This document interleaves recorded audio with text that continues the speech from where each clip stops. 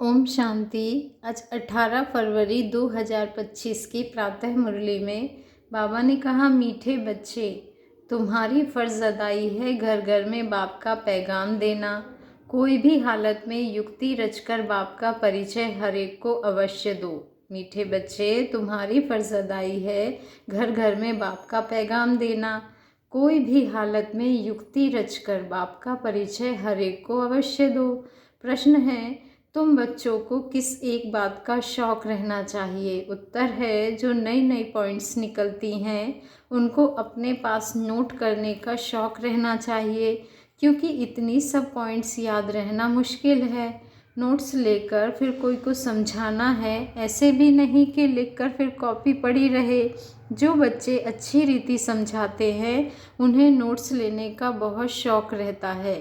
गीत बजा है लाख जमाने वाले। ओम शांति। मीठे मीठे रूहानी बच्चों ने गीत सुना। रूहानी बच्चे, यह अक्षर एक बाप ही कह सकते हैं। रूहानी बाप बगैर कभी कोई किसको रूहानी बच्चे कह नहीं सकते। बच्चे जानते हैं सब रूहों का एक ही बाप है, हम सब भाई भाई हैं, गाते भी हैं ब्रदरहुड। फिर भी माया की प्रवेशता ऐसी है जो परमात्मा को सर्वव्यापी कह देते हैं तो फादरहुड हो पड़ता है। रावण राज्य पुरानी दुनिया में ही होता है, नई दुनिया में राम राज्य अथवा ईश्वरीय राज्य कहा जाता है। यह समझने की बातें हैं। दो राज्य जरूर है, ईश्वरीय राज्य और आसुरी राज्य, नई दुनिया और पुरानी दुनिया।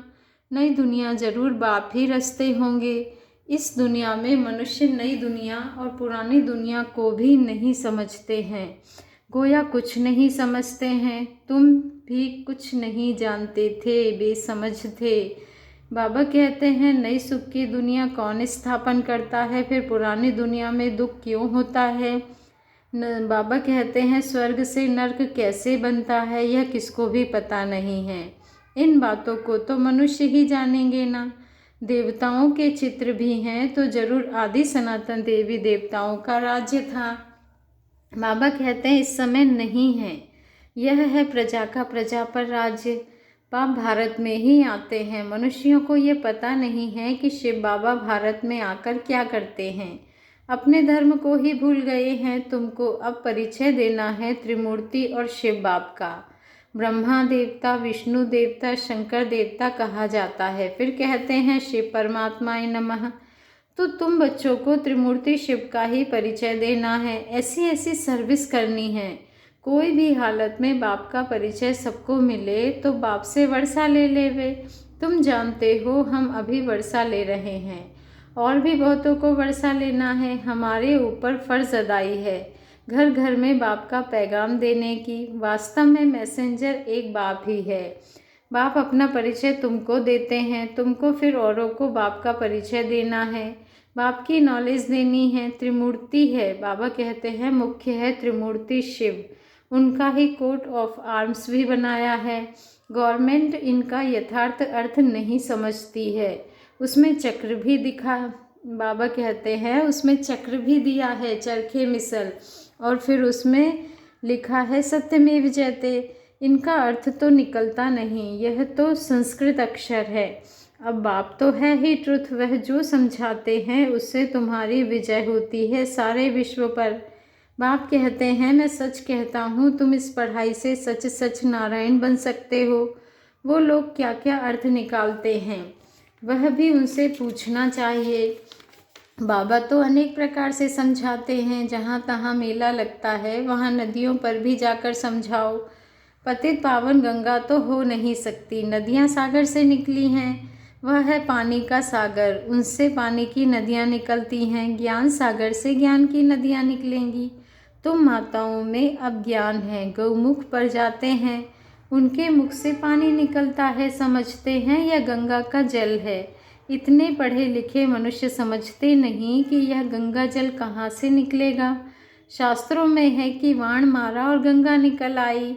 अब यह तो है ज्ञान की बातें, ऐसे नहीं कि अर्जुन ने बाण मारा और गंगा निकल आई। कितना दूर दूर तीर्थों पर जाते हैं, कहते हैं शंकर की जटाओं से गंगा निकली, जिसमें स्नान करने से मनुष्य से परी बन जाते हैं, मनुष्य से देवता बन जाते।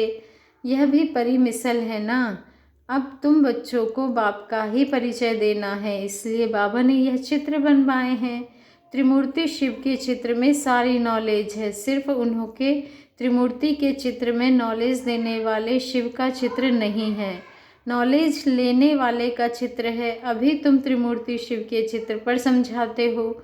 ऊपर है नॉलेज देने वाला, ब्रह्मा को उनसे नॉलेज मिलती है जो फिर फैलाते हैं। इसको कहा जाता है ईश्वर के धर्म के स्थापना की मशीनरी।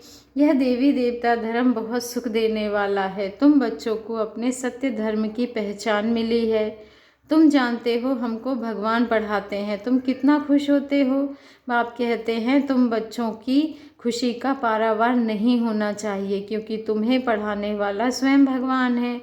भगवान तो निराकार शिव है, ना कि श्री कृष्ण। बाप बैठ समझाते हैं सर्व का सद्गति दाता एक है। सद्गति सतयुग को कहा जाता है, दुर्गति कलयुग को कहा जाता है। नई दुनिया को नई, पुरानी दुनिया को पुरानी ही कहेंगे। मनुष्य समझते हैं अभी दुनिया को पुराना होने में 40,000 वर्ष चाहिए। कितना मूंझ पड़े हैं, सिवाय बाप के इन बातों को कोई समझा ना सके। बाबा कहते हैं मैं तुम बच्चों को राज्य भाग्य दे बाकी सबको घर ले जाता हूँ। जो मेरी मत पर चलते हैं वह देवता बन जाते हैं। इन बातों को तुम बच्चे ही जानते हो, नया कोई क्या समझेगा।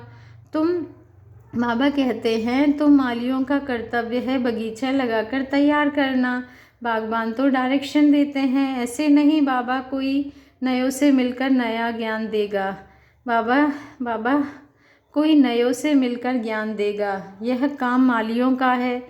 समझो बाबा कलकत्ते में जाए तो बच्चे समझेंगे हम अपने ऑफिसर को, फलाने मित्र को बाबा के पास ले जाएं। बाबा कहेंगे वह तो समझेंगे कुछ भी नहीं, जैसे बुद्धू को सामने ले आकर बिठाएंगे। इसलिए बाबा कहते हैं नए को कभी बाबा के सामने लेकर ना आओ। यह तो तुम मालियों का काम है, ना कि बागवान का। माली का काम है बगीचे को लगाना, बाप तो डायरेक्शन देते हैं ऐसे ऐसे करो।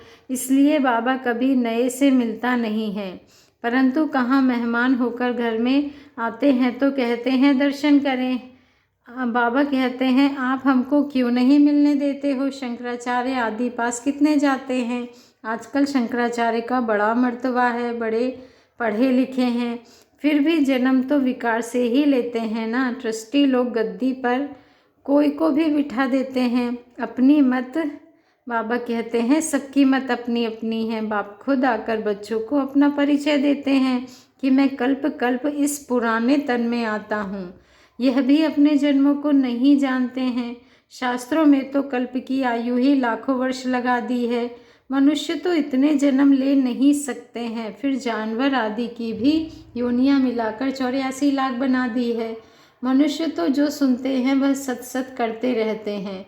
शास्त्रों में तो सब है भक्ति मार्ग की बातें। कलकत्ते में देवियों की बहुत शोभावान सुंदर मूर्तियां बनाते हैं, सजाते हैं, फिर उनको डुबो देते हैं। यह भी गुड़ियों की पूजा करने वाले बेबीज ही ठहरे, बिल्कुल इनोसेंट। तुम जानते हो यह है नर्क। स्वर्ग में तो अथाह सुख थे, अभी भी कोई मरता है तो कहते हैं फलाना स्वर्ग पधारा, तो जरूर कोई समय स्वर्ग था, अब नहीं है। नर्क के बाद फिर जरूर स्वर्ग आएगा। इन बातों को भी तुम जानते हो, मनुष्य तो रिंचक भी नहीं जानते, तो नया कोई बाबा के सामने बैठ क्या करेंगे। इसलिए माली चाहिए जो पूरी परवरिश करे। यहाँ तो माली भी ढेर के ढेर चाहिए। मेडिकल कॉलेज में कोई नया जाकर बैठे तो समझेगा कुछ भी नहीं।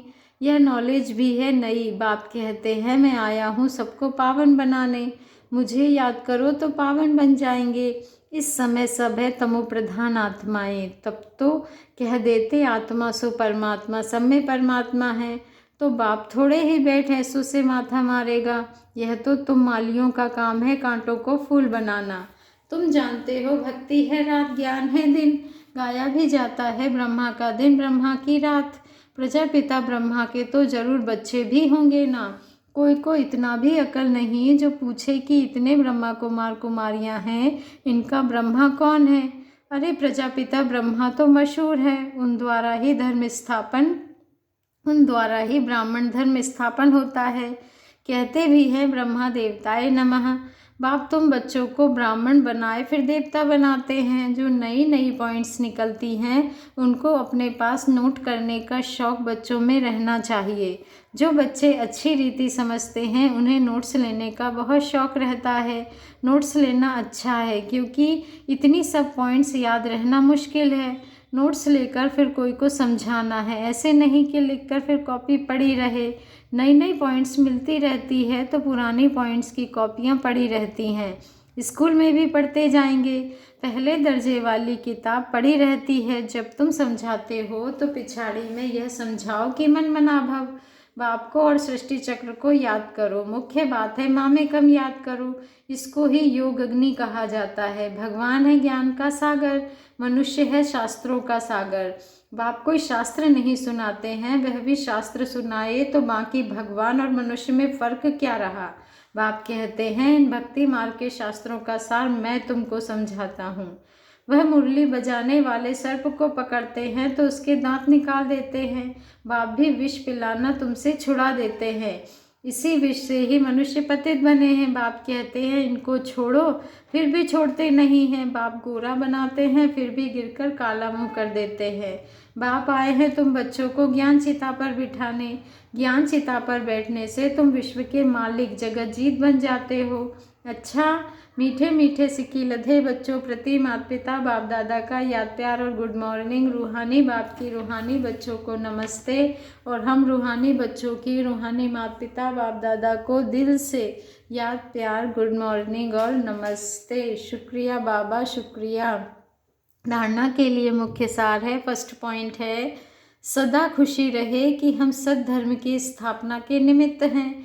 स्वयं भगवान हमें पढ़ाते हैं हमारा देवी देवता धर्म बहुत सुख देने वाला है। माली बन कांटों को फूल बनाने की सेवा करनी है। पूरी परवरिश कर फिर बाप के सामने लाना है, मेहनत करनी है। वरदान है पुरानी देह और दुनिया को भूलने वाले बाप दादा के दिल तख्त नशीन भव। पुरानी देह और दुनिया को भूलने वाले बाप दादा के दिल तख्त नशीन भव। आज का स्वमान है मैं बाप दादा के दिल तख्त नशीन आत्मा हूँ। मैं बाप दादा के दिल तख्त नशीन आत्मा हूँ। संगम युगी श्रेष्ठ आत्माओं का स्थान है ही बाप दादा का दिल तख्त। ऐसा तख्त सारे कल्प में नहीं मिल सकता। विश्व के राज्य का व स्टेट के राज्य का तख्त तो मिलता रहेगा, लेकिन यह तख्त नहीं मिलेगा। यह इतना विशाल तख्त है जो चलो फिरो खाओ सो लेकिन सदा तख्त नशीन रह सकते हो। जो बच्चे सदा बाप दादा के दिल तख्त नशीन रहते हैं वे इस पुरानी देह व देह की दुनिया से विस्मृत रहते हैं। इसे देखते हुए भी नहीं देखते। स्लोगन है हद के नाम मान शान के पीछे दौड़ लगाना अर्थात परछाई के पीछे दौड़ लगाना। हद के नाम मान शान के पीछे दौड़ लगाना अर्थात परछाई के पीछे पड़ना। आज का अव्यक्त इशारा है एकांत प्रिय बनो, एकता और एकाग्रता को अपनाओ। जैसे कोई भी नई इन्वेंशन अंडरग्राउंड जाने से कर सकते हैं, वैसे आप भी जितना अंडरग्राउंड अर्थात अंतर्मुखी रहेंगे उतना नई नई इन्वेंशन व योजनाएं निकाल सकेंगे। अंडरग्राउंड रहने से एक तो वायुमंडल से बचाव हो जाएगा, दूसरा एकांत प्राप्त होने के कारण मनन शक्ति भी बढ़ेगी, तीसरा कोई भी माया के विघ्नों से सेफ्टी का साधन बन जाता है। अच्छा, ओम शांति। शुक्रिया बाबा, शुक्रिया।